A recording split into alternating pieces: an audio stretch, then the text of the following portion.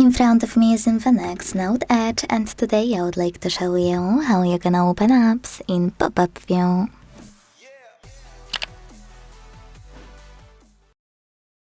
All you need to do is tap on an app you wanna use in this view and launch it in the background like that. Now tap on this icon at the top right corner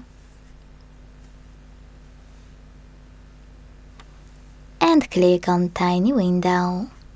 Then enjoy using your app in this little window however you wish to. To move your window around, hold those three dots at the top and drag it. To scale it, hold one of its bottom corners and drag it as well. To use some more options, click on those three dots and check out all of those, like mute. If you want to use your app in full screen view, click on this button at the top left corner. To close it fully, click on this X at the top right one.